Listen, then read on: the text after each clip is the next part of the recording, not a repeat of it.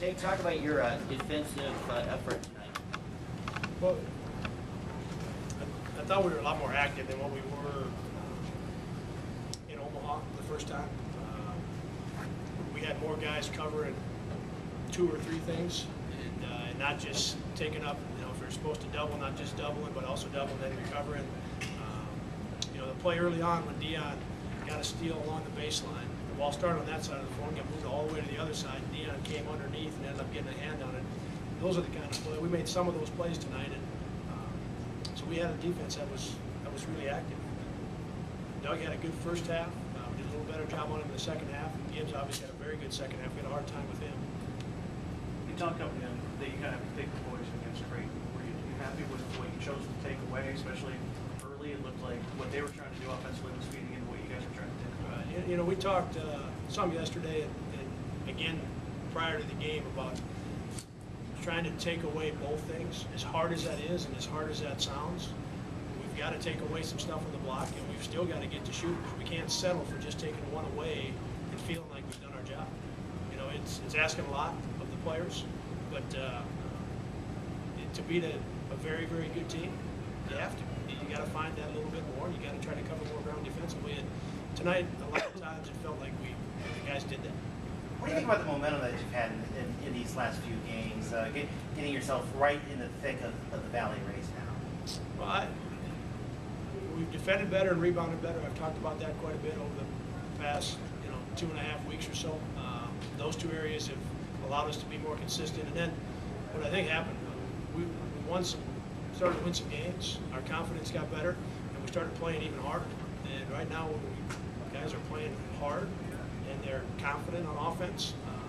And then we're able to rely on our defense and our rebounding a little bit, and that's why I think we're playing right now. Jake took over. Yeah, Steve, he from where I'm standing, a lot of fun for me to see that and watch that as it happened. He did some of everything during that stretch. He rebounded some. He got the tip on Gibbs' pass that caused the loose ball. We were fortunate to get it, but he got the tip there. Obviously drove it a couple times and scored. A little bit of traffic. I think he made a 3. The late game, when they tried to get Rogge open, Jake's the one that got his hand on that. He was everywhere, doing a little bit of everything. And I think the funnest part of it to see for me was the emotion he showed coming back to the huddle a couple times. He's a laid-back kid, and he's had a really, really good career. And to have that kind of finish to an important game, show some emotion like that was fun to see. You said he just decided to drive out his own when he told him to do that, is that right? He started driving the ball on his own? Yeah, coming out of that ball screen, they did a good job of getting us to stand around. We had some possessions where their defense really had us standing, and Jake changed that a little bit. The first time I think he got open on that pick and pop, he missed a 3 that was kind of in and out, and then he decided to get to the rim a couple times, and he was able to get us a couple of 2-point baskets, and then he came back and made a 3. If I'm remembering that part right, where he did get a 3 to go.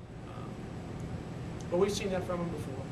His ability to make a 3, his ability to attack a closeout, get in the lane and get us some 2-point baskets or find teammates. We've seen that from him before.